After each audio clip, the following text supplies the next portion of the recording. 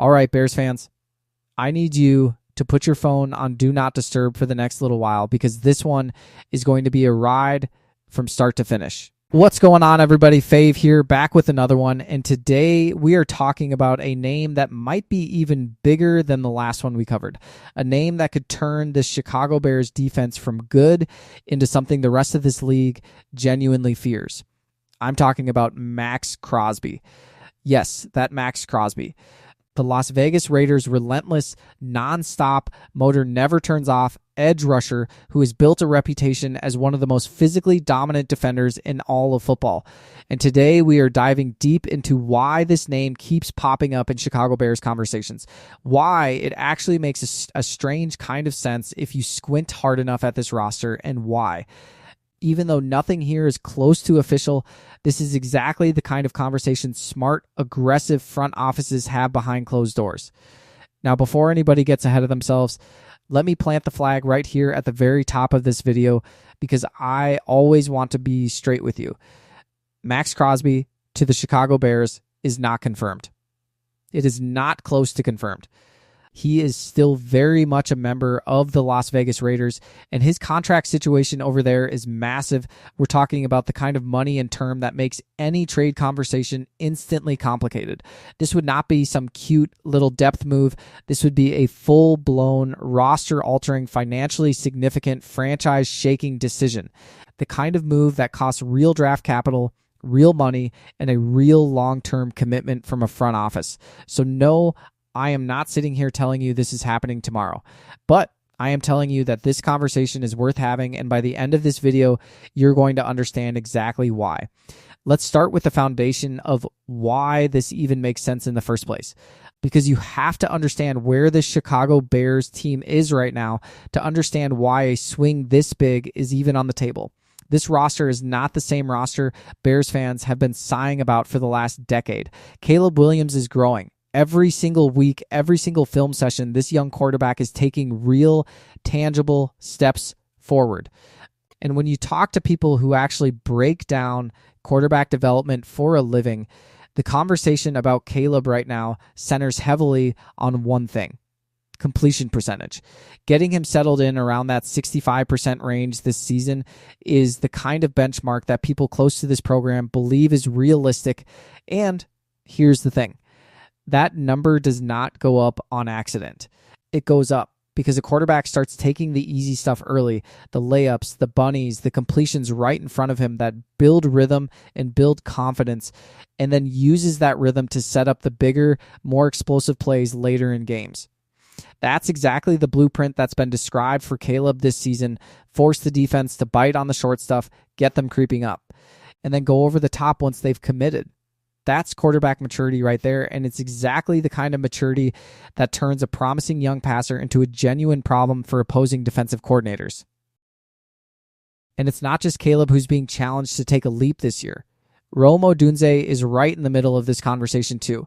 Now look, I'm not going to sit here and pretend last season was some kind of disaster for Rome, but I'm also not going to sit here and tell you it was some spectacular, obviously great season either, because when you actually dig into the numbers, specifically his completion percentage on balls thrown directly to him, it wasn't exceptional. And a lot of that fairly comes down to one specific correctable issue: separation. Too many contested catches, too many balls where he's fighting a defensive back for position instead of simply being open. The kind of subtle professional level tricks that elite route runners use. The little hip nudge, the small shoulder dip, the tiny hesitation that creates just enough separation without ever looking obvious to the officials. That's the exact kind of refinement people around this program believe Rome needs to add to his game this offseason. It's not about talent. This kid has plenty of talent. It's about the little details that turn a good route runner into a truly dangerous one. Then there's Jalen Johnson, and this part of the story hits a little different because it's not really about scheme or technique. It's about something a lot more human.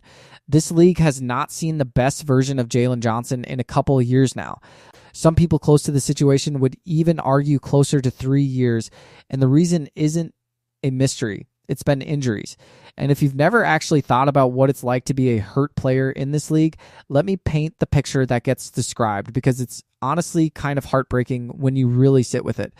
Being injured in the NFL is described as a lonely world. You might technically be part of the team, you might be in the building every single day, but when you're not out there on the field battling with your guys, people start to look through you instead of at you. You feel it, whether you want to admit it or not. While your teammates are in meetings prepping for the next opponent, you're off getting treatment, doing rehab exercises, getting the ultrasound, the electric stim, the massage work, everything it takes just to get your body back to where it needs to be. It's not laziness. It's not somebody ducking work. It's a completely different isolating grind that happens away from the cameras and away from the huddle. And that's exactly why getting Jalen Johnson back to full health, back to that elite dominant version of himself that this league saw a few seasons ago matters so much heading into this year. A healthy, confident, fully unleashed Jalen Johnson does not just help this secondary, he elevates this entire defense. So now you've got all these pieces trying to take a leap at the same time. A young quarterback sharpening his decision making, a talented young receiver refining the tiny technical details that separate good from great, a star cornerback working his way back to full health and full confidence. That's a real foundation. That's not a rebuilding team hoping things eventually click. That's a team with legitimate, tangible momentum heading into a critical season. And that's exactly the environment where a front office starts asking itself one very dangerous, very exciting question. Are we close enough to make the big swing? That's where Maxx Crosby enters this conversation. Because if you take this roster, this young core building real chemistry and real confidence, and you drop a player like Crosby into the mix on the other side of Montez Sweat, you are not talking about a minor upgrade anymore. You are talking about something that fundamentally changes the identity of this entire defense. Let's talk about what makes Maxx Crosby who he is, because this isn't just some name being thrown around for shock value. This is a legitimately special player. Crosby has built his entire reputation on relentlessness. He plays every single snap like it's the last one he's ever going to get. Violence, motor, edge, that constant in-your-face energy that offensive tackles absolutely dread facing on a weekly basis, that's the identity Crosby brings to a defense. He does not just rush the passer, he changes the entire attitude of a unit around him. Offensive coordinators circle his name on the game plan. Quarterbacks speed up their internal clock the second they know he's lined up across from their tackle.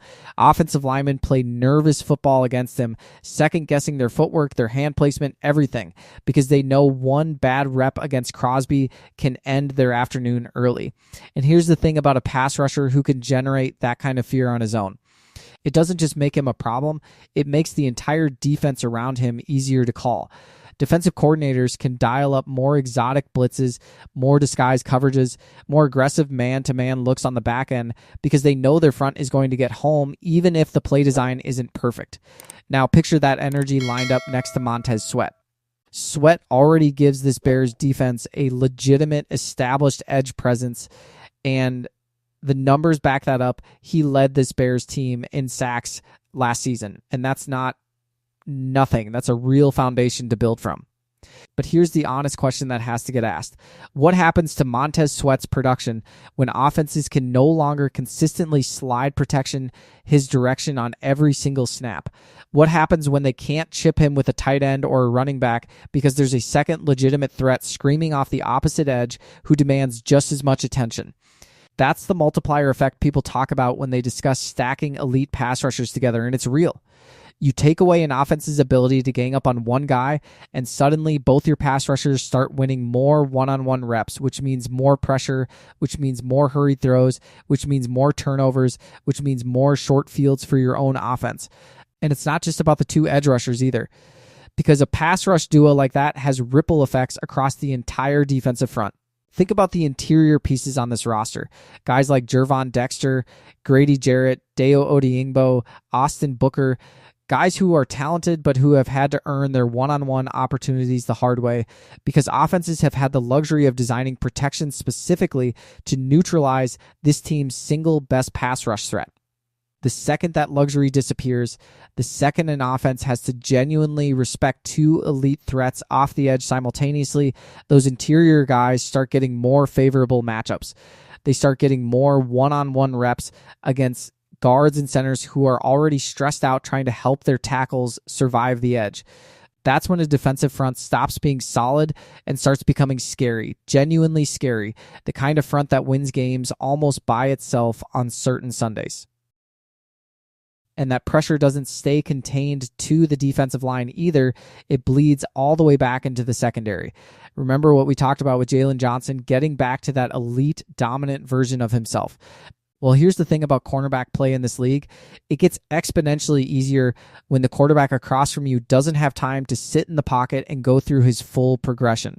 Give a quarterback all day back there, and even a great cornerback is going to get beat eventually because the receiver has time to work through his route, find the soft spot in coverage, and the quarterback has time to find him. Now flip that.